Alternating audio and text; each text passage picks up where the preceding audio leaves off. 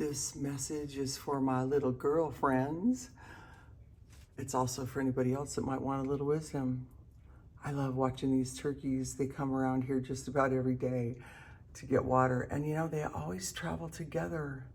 They like never get out of each other's sight. They always have each other's back. And they are not loners. The rebellious dwell alone.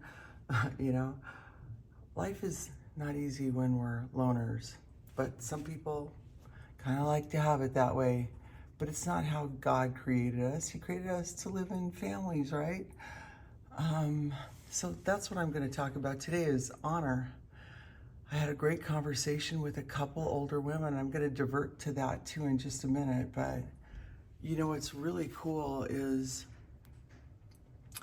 the first commandment with a promise was honor your parents.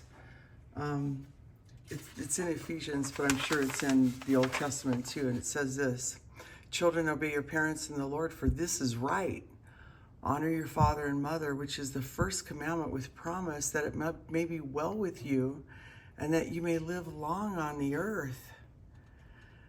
And, you know, there's such deep wisdom. I can't stop thinking about that because I've met people, so many people, way too many people that grew up with parents that didn't honor each other, that stayed in a marriage maybe for pride or for their own, whatever they thought they had to gain, but it wasn't good because it's such an overthrow of the kingdom of heaven when you have two people speaking peace, but war is in their heart and they're not working out their problems. They don't love each other. They don't know how to love each other. They don't pray for each other. They don't pray even to know from God what to actually do to help. So just about everybody I've known grew up with deceitful, dishonoring parents.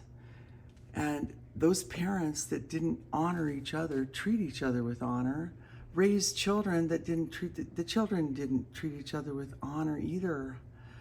So it all goes downhill from there too, because we're talking about kings and kingdoms here. There's so much for a child to learn that can actually communicate well with a parent. You know, to be able to talk about our problems in a reasonable way to where we feel like we're understood, but be willing to do it our parents' way. Even a lot of people I met, we're all children, right? And children make all kinds of judgments about the real world that they grew up in, right? They see perfectly as a child. You know, what I realize is maybe a lot of the things I even remember as a child were distorted by my childish thinking. So a lot of people come into my life dishonoring their parents, dishonoring each other, dishonoring the men in their lives, offended, bitter, critical. They never even understand their own soul, sadly. I'm going to move away. These poor little turkeys are losing their peace. So there's another scripture that says, honor the brotherhood, love all men. And you know, Jesus honored some people by being angry with them and sinning not against them. He also honored some people. Everything Jesus said was actually honorable, which is hard to wrap your brains around when he called people snakes and vipers and that would die in their sin. But he was honoring God above all things, and it could have saved them. People could have gotten changed and saved if they would have heard what he had to say. Because again, they were so dishonorable. They were just using people as a means to an end. That's why Jesus was so harsh with them. So there's a really cool thing about having problems and still being able to treat people with honor. And there's some people, though, however, people that speak peace and war is in their heart. There's a scripture where Jesus even says, leave the blind, the blind have to be left alone to play in their ditch. If the blind lead the blind, they both fall in the ditch. Some people need friends that just bitch about people, bitch about their parents, bitch about the world, bitch about the government, bitch about their job, the murmuring and complaining kind of speech, right? That's very dishonoring, because again, when we talk like that, when we murmur and complain and bitch about people because we're so righteous and we don't understand how other people are the way they are, and we have no intention of actually caring for them or loving them, it kind of all goes downhill from there. That's why the greatest honor we can have is for the Spirit of God inside of us that compels us to say we're sorry, to do what love demands we do, not bear grudges, not look down on people, maybe take the log out of our eye. Can I relate to what my brother's doing, what my sister's doing? Maybe you're trying to show me how you feel, Lord, by what I'm watching in somebody else. You know, even just, again, it's the value of reading the proverb every day, because there's so much wisdom and understanding and revelation you can just get from the Proverbs. So we don't get offended. There's another scripture that says the righteous pray for the sinner.